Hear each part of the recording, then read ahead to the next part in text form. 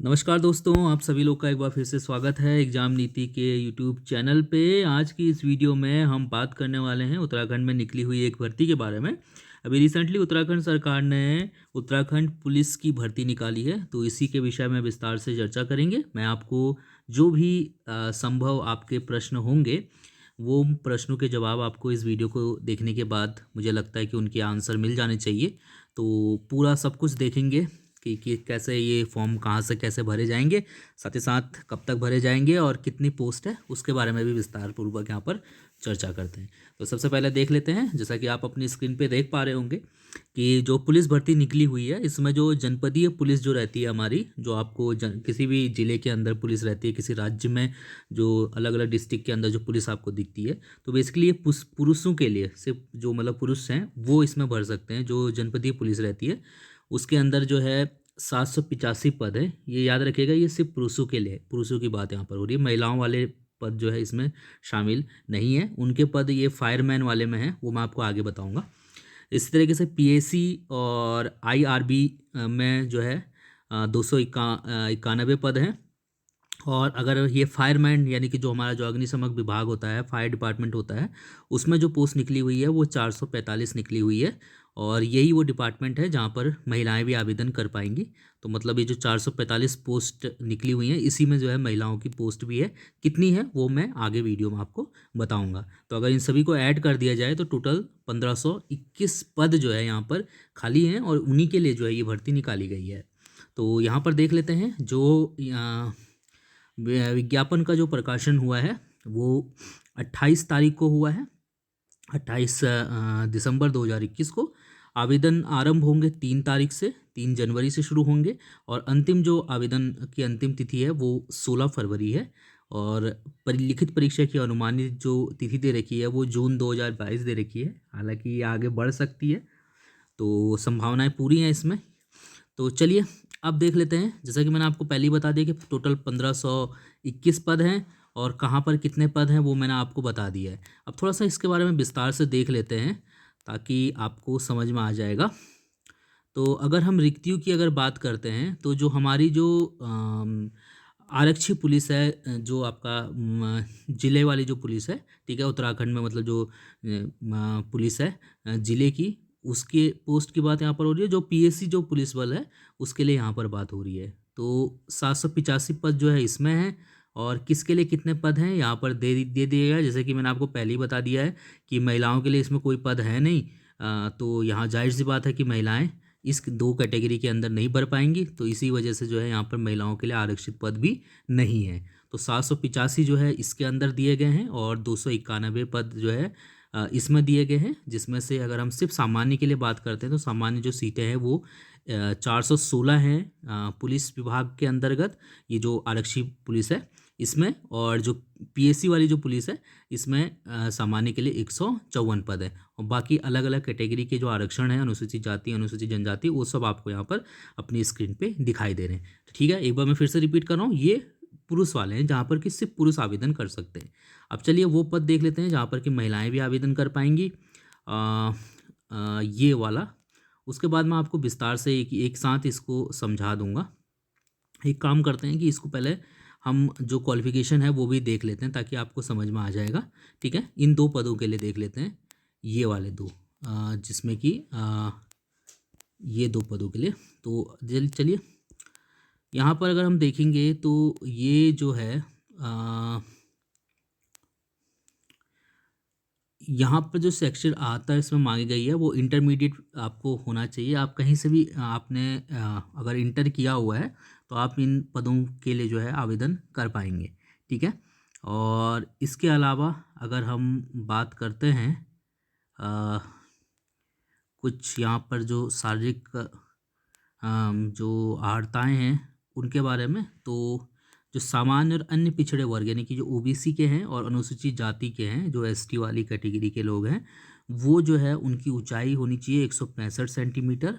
ठीक है, पर्वतीय क्षेत्र के जो अभ्यर्थी हैं, पर्वतीय क्षेत्रों में जो लोग रहते हैं, उनकी जो न्यूनतम जो ऊंचाई है वो 160 सेंटीमीटर होनी चाहिए। और अनुसूचित जनजाति के अभ्यर्थियों के लिए जो न्यूनतम जो हाइट रखी गई है वो 157.5 सेंटीमीटर रखी गई है। ठीक है, ये यहाँ पर बात हो गई।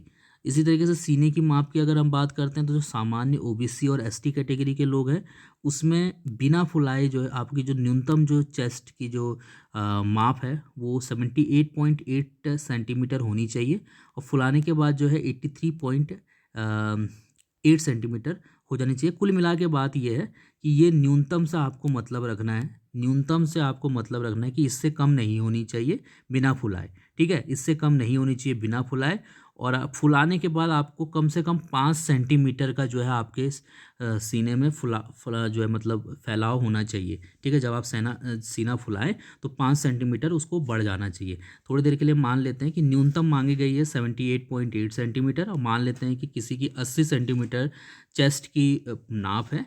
तो अगर वो फुलाए मतलब बिना फुलाए जो है 80 सेंटीमीटर है अगर, तो उसको फुलाने के बाद कम से कम 85 तो होना ही चाहिए। बाकी 85 से ऊपर हो जाए तो चल जाएगा, कोई दिक्कत की बात नहीं है। तो यहाँ पर हमारे लिए न्यूनतम जो है वो मायने रखती है और अधिकतम से मतलब नहीं है, क्योंकि 5 सेंटीमीटर आपको फुलानी ही पड़ेगी। तो 78.8 से ऊपर आपको चेस्ट फुलानी पड़ेगी अपनी, जितनी भी आप फुला सकते हो। न्यूनतम 5 सेंटीमीटर आपको फुलानी पड़ेगी। ठीक है, चलिए इसके अलावा हम कुछ और चीज़ों के बारे में यहाँ पर बात करते हैं।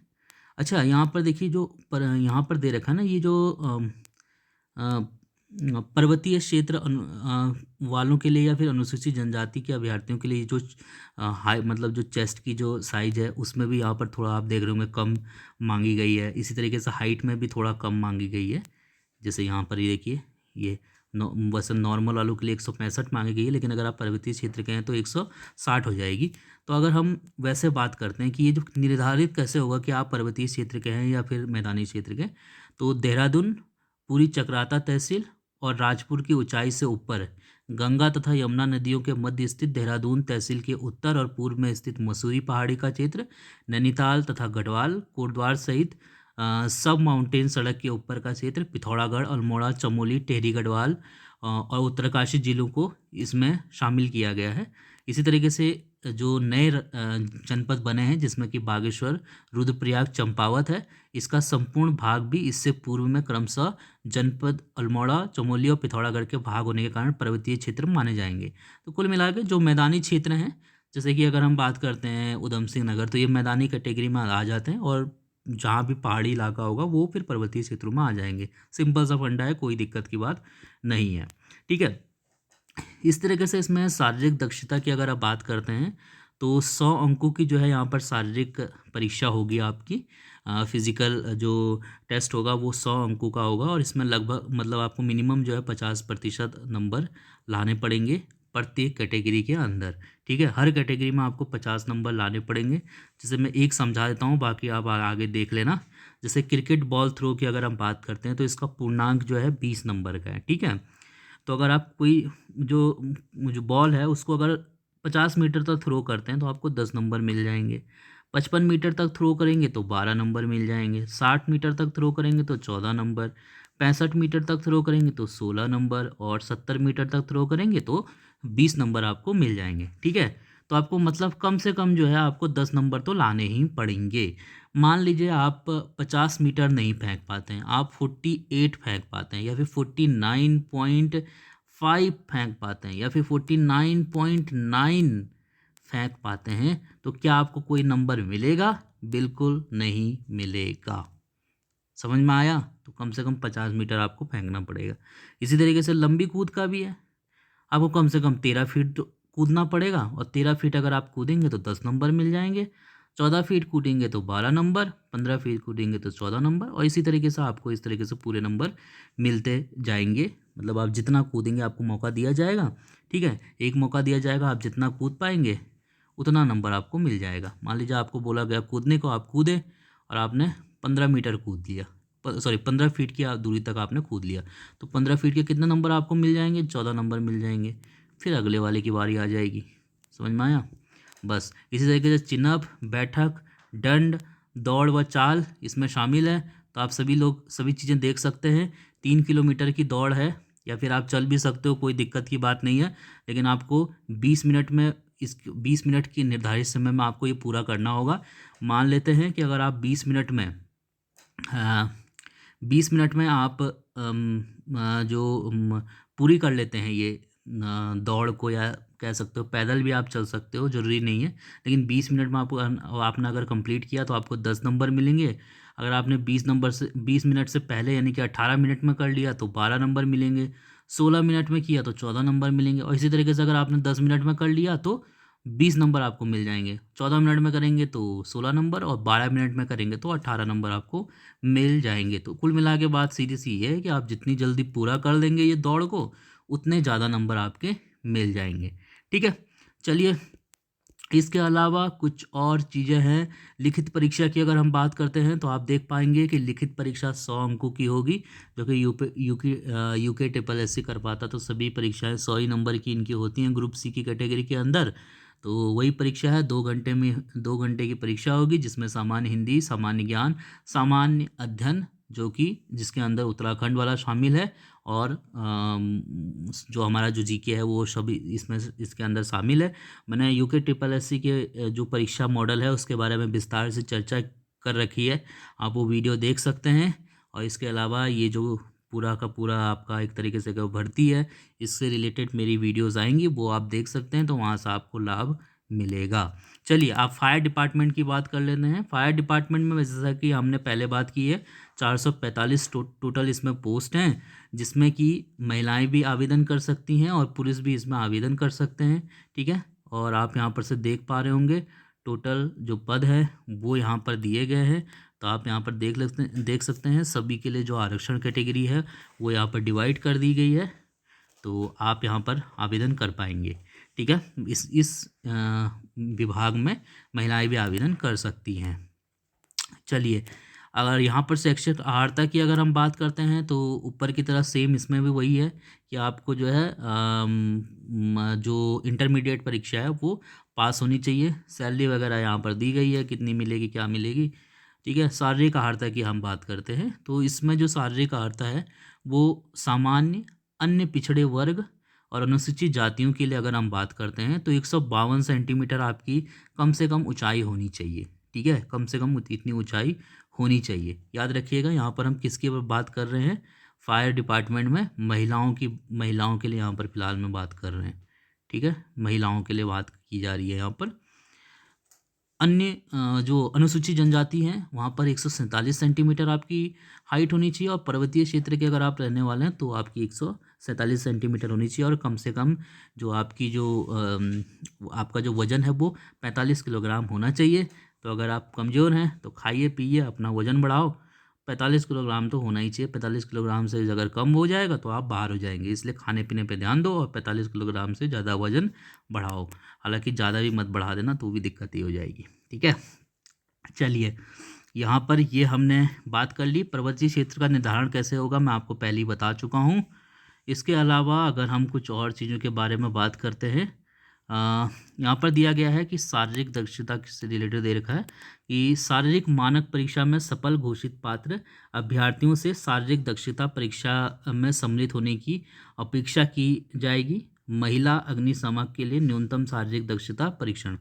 देखो क्या है आपका भाई, जितने भी मतलब जो ये आपके हाइट है और जो आपका हाइट ही मांगी गई है महिलाओं के लिए, हाइट है और वजन है, ये आपका अगर हो गया मतलब आपने ये पास कर लिया, ठीक है, तो उसके तुरंत बाद जो है अब आपको यहाँ पर दौड़ भाग शुरू करनी पड़ेगी। यहाँ पर आपको दिया गया है क्या क्या करना होगा। आपको क्रिकेट बॉल थ्रो करनी होगी, बॉल फेंकनी होगी। 20 नंबर आपको इसमें दिए जाएंगे, अधिकतम 20 नंबर। अगर आप 16 मीटर बॉल फेंकते हैं तो आपको 10 नंबर मिलेंगे। 20 मीटर फेंकेंगे तो 12 नंबर, 24 मीटर फेंकेंगे तो 14 नंबर, 28 मीटर फेंकेंगे तो 16 नंबर, और 32 मीटर फेंकेंगे तो 20 नंबर।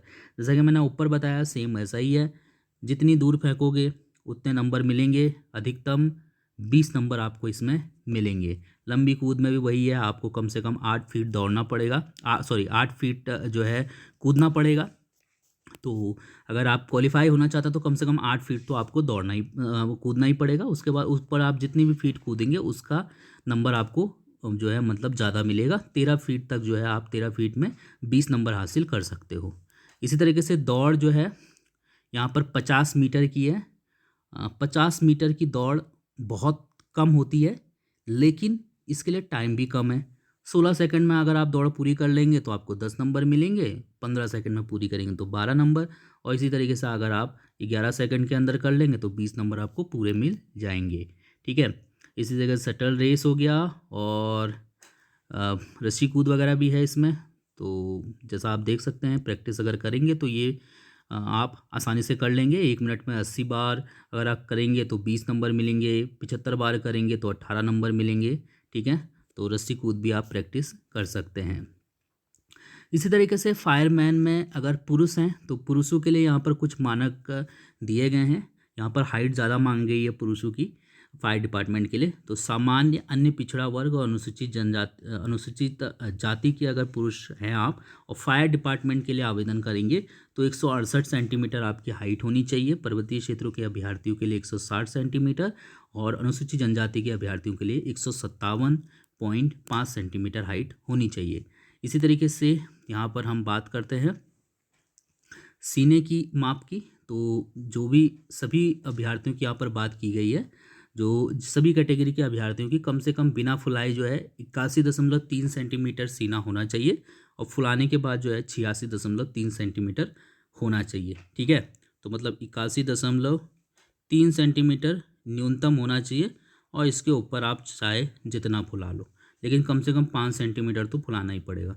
हो सकता है आपका फुलाने के बाद आप 7 सेंटीमीटर तक फुला लोगे, तो ये आपके लिए मतलब ज़्यादा इसके एक्स्ट्रा नंबर तो नहीं मिलेंगे, लेकिन कोई दिक्कत भी नहीं होगी। ठीक है, लेकिन न्यूनतम आपको बिना फुलाए इतना रखना होगा अपना चेस्ट, तो इसके लिए भी आप अपना प्रैक्टिस कर सकते हैं। इसी तरीके से शारीरिक दक्षता के बाद आप जब आपका जो मतलब फिज़िकल जो एक तरीके से मापदंड जो है वो पूरे अगर हो जाएंगे, ठीक है, ये हाइट भी आपने क्लियर कर ली और आपके चेस्ट भी जो है नाप लिए और वो भी बराबर निकल गए, तो फिर आपकी दौड़ भाग शुरू हो जाएगी, जिसमें आपको क्रिकेट बॉल थ्रो करनी पड़ेगी। 50 मीटर तक करेंगे तो 10 नंबर, 55 मीटर तक करेंगे तो 12 नंबर, सेम वही है जिसमें आपको ऊपर बताते हुए चल रहा हूँ। 70 मीटर फेंकेंगे तो 20 नंबर मिलेंगे। टोटल 20 अंकों का ये हो जाएगा, और अधिकतम अंक आपको 20 और न्यूनतम अंक 10 नंबर लाने होंगे। और मैंने फिर आपको रिपीट किया कि 50 मीटर मांगा गया है, अगर 50 मीटर में 10 नंबर मिलेंगे, तो अगर आप 49.9 मीटर भी फेंकते हैं तो आपको मतलब आप जो है ये नहीं माना जाएगा। कम से कम 50 मीटर तो आपको फेंकना ही पड़ेगा। ठीक है, तो ये लंबी कूद है, चिनफ है, इस तरह दंड और बैठक है, दौड़ है, ये सभी चीज़ें हैं। दौड़ इसमें जो है 3 किलोमीटर की दौड़ होगी, और अधिकतम 20 मिनट में आपको ये कंप्लीट करना होगा। 20 मिनट से ज़्यादा अगर आप ले लेंगे तो याद रखिएगा आप बाहर हो जाएंगे दौड़ में, इसमें मतलब आपको कोई नंबर भी नहीं मिलेगा। ठीक है, तो कम से कम 20 नंबर जो है यहाँ पर आपको 20 मिनट में तो आपको ये कंप्लीट कर ही लेना चाहिए। जैसा कि ऊपर लिखा गया है कि हर कैटेगरी के अंदर कम से कम आपको 50% मार्क्स तो लाने ही पड़ेंगे। इससे सीधे सीधे मतलब ये होता है कि अगर आप इस 20 मिनट में इसको पूरा नहीं कर पाए तो इसमें आप क्वालिफाई नहीं कर पाएंगे। समझ रहे हो ना, फिजिकल में, क्योंकि आप इस कैटेगरी के अंदर फिट नहीं बैठ रहे हो, तो आपको सभी कैटेगरी में कम से कम जितने जो न्यूनतम नंबर है वो तो लाने ही पड़ेंगे। तो अगर आप दौड़ कर रहे हैं तो कम से कम 20 मिनट में आपको 3 किलोमीटर की जो दौड़ है वो 20 मिनट में पूरी कर लेनी चाहिए। और अगर आप 18 मिनट में करते हैं तो 12 नंबर मिल जाएंगे, 16 मिनट में कर लेते हैं तो 14 नंबर, 14 मिनट में करेंगे तो 16 नंबर, 12 मिनट में करेंगे तो 18, और 10 मिनट में कर लेंगे तो 20 नंबर आपको मिल जाएंगे। लिखित परीक्षा का पैटर्न सेम है, 100 अंकों की परीक्षा होगी, 2 घंटे का समय होगा। सामान्य हिंदी, सामान्य ज्ञान, और जो उत्तराखंड का जो जीके पूछा जाता है सामान्य अध्ययन के अंदर वही सब आएगा, तो वो भी आपसे यहाँ पर पूछा जाएगा। 100 अंकों का आपकी परीक्षा हो जाएगी। ठीक है, लिखित परीक्षा में देखिए स्पष्ट तौर पे लिखा गया है कि सामान्य और ओबीसी कैटेगरी के अंदर कम से कम 45% मार्क्स आपको लाने अनिवार्य हैं, और अगर आप SC ST कैटेगरी में आते हैं तो आपको कम से कम 35% अंक तो लाने ही होंगे अगर आप लिखित परीक्षा में क्वालिफाई करना चाहते हैं तो दोस्तों ये थी कुछ चीज़ें। और जैसा कि हमें UKSSC का जो एग्ज़ाम का पैटर्न है वो पता ही है। नहीं अगर आपको पता है तो मैंने इसके ऊपर अलग से वीडियो बनाई है मेरे चैनल पे, तो बहुत से बच्चों ने देखी है, वो कई हज़ार बच्चों ने, तो वो आप देख सकते हो। तो उसमें मैंने पैटर्न समझाया है, यहाँ पर लिखा भी हुआ है कि एक नंबर का एक प्रश्न होता है, इसमें टोटल 100 प्रश्न आते हैं। 1 नंबर का एक प्रश्न होता है, और गलत अगर आप उत्तर देंगे तो 0.25 अंक जो है आपके कट जाते हैं, ठीक है, मतलब पेनाल्टी लगेगी आपको। तो वही सब चीज़ें यहाँ पर विस्तार से लिखी गई हैं और फ़िलहाल में यही सब चीज़ें हैं। मुझे लगता है कि मैंने आपको बता दिया है सभी कुछ। लिखित परीक्षा के लिए केंद्र का चयन, बाकी जो भी आप ऑनलाइन आवेदन जब आपका मतलब स्टार्ट हो 3 तारीख से स्टार्ट हो रहा है, तो उसमें जब भी आप खोलेंगे तो उसमें आपको जो भी अंदर ऑप्शन दिए होंगे जिसमें आपको परीक्षा केंद्र और वो सब चुनने के ऑप्शन होंगे, तो वो सब आपको फॉर्म में मिल जाएंगे, आप वहाँ से देख सकते हो। यहाँ पर ये काफ़ी इंपॉर्टेंट है कि इसमें आयु सीमा क्या मांगी गई है। तो इसमें आपको 1 जुलाई 2021 की आयु तक जो है 18 वर्ष हो जानी चाहिए आपकी, ठीक है। अगर आपने 1 जुलाई 2021 तक जो है 18 वर्ष पूरी कर ली है तो फिर आप इस फॉर्म को भर सकते हैं। न्यूनतम आयु इसमें 18 वर्ष है। याद रखिएगा 1 जुलाई 2021 तक की बात हो रही है। मान लो कि आपका 1 सितंबर 2021 में 18 साल हो रहे हैं, तो फिर आप इस फॉर्म को नहीं भर पाएंगे। समझ रहे हो ना? 1 जुलाई 2021 तक हर हाल में 18 वर्ष हो जाने चाहिए। किसकी बात हम कर रहे हैं? पुरुषों की। अभी सिर्फ पुरुषों की बात कर रहा हूँ मैं, महिलाओं की बात नहीं कर रहा हूँ, ठीक है। और अधिकतम सीमा जो है आयु की इसमें वैसे तो 22 वर्ष है, लेकिन एक बार 1 साल का जो है यहाँ पर बढ़ा दिया गया है। तो 18 साल से 23 साल के लोग जो है इस फॉर्म को भर सकते हैं। ये आप यहाँ से ध्यान रख सकते हैं। इसके अलावा कुछ जो छूट वगैरह दी गई है, अगर आप किसी छूट वाली कैटेगरी में हैं तो आप अपना देख लीजिएगा।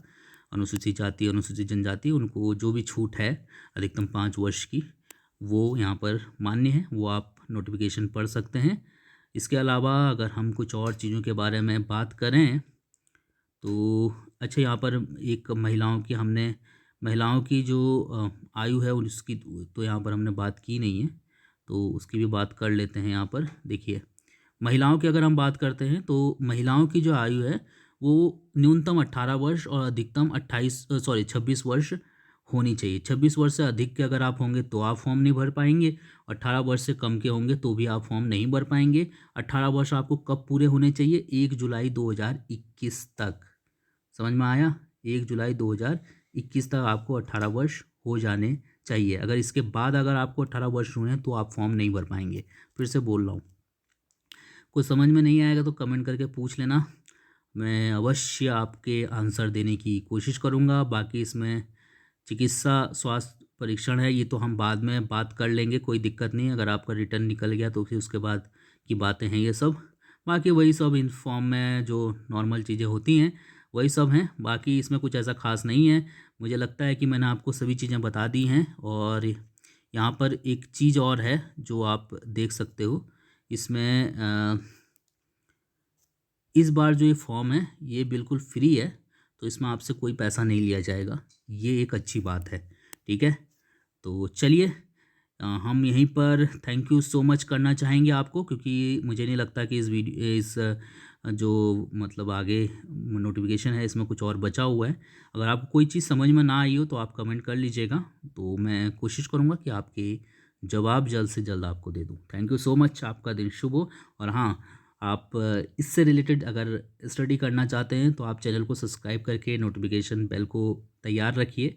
मैं जल्द ही कंटिन्यू जो लेक्चर है इस पूरे भर्ती को के रिलेटेड उसको मैं लेके आऊँगा। Thank you so much.